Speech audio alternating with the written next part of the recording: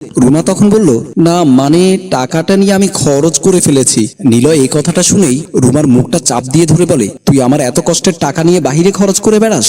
রুমা তখন বলল, ছাড়ো আমাকে, আর আমি টাকা নিয়েছি বেশ করেছি। তুমি এতদিন হয়েছে বিয়ে করেছো, তার মধ্যে কোনোদিন বলতে পারবে তুমি আমাকে কিছু কিনে দিয়েছো? মেয়ে মানুষের তো অনেক কিছুর প্রয়োজন পড়ে। নিলয় রুমার কথা শুনে রেগে গিয়ে ইচ্ছে মতো মার দেয়। মার দিয়ে রুমাকে ধাক্কা দিয়ে খাটের উপর ফেলে দিয়ে ঘর থেকে বের হয়ে যায়। রুমা তখন বিছানায় শুয়ে শুয়ে কাঁদছে আর বলছে, এটাকে কি বেঁচে থাকা বলে? আমার চাওয়া পাওয়ার কোনো মূল্য নেই তার কাছে। এমন সময় কলিং বেলের শব্দ শুনতে পায়। রুমা দরজা খুলে দেখতে পায় তার খালাতো বোন সুইটি এসেছে আর রুমাকে এই অবস্থায় কাঁদতে দেখে বলে, কি রে রুমা, তোর এই অবস্থা কেন? রুমা তাকে বলে, আপা ভেতরে আসো বলছি। সোফায় বসে সুইটি বলল, তোর শরীরে এত মারের দাগ কেন?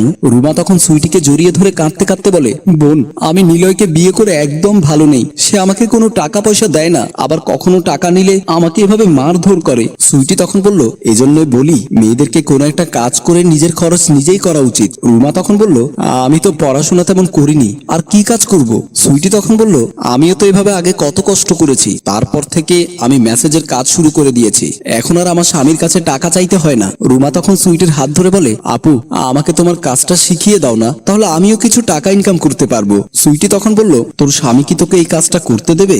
রুমা তখন বলল, সমস্যা নেই, আমি লুকিয়ে করব, নিলয় কখনো জানতে পারবে না। সুইটি তখন বলল, সবই তো ঠিক আছে, তবে তোর তো কোনো পার্লার নেই যে কাস্টমারকে সেখানে এনে বডি ম্যাসাজ করবি। তার থেকে যদি আমার কিছু ক্লায়েন্টকে বলে তোকে তাদের বাড়িতে পাঠিয়ে দেই, তাহলে কি তুই করতে পারবি? রুমা তখন বলল, হ্যাঁ পারবো, তুমি শুধু আমাকে এই উপকারটা করে দাও।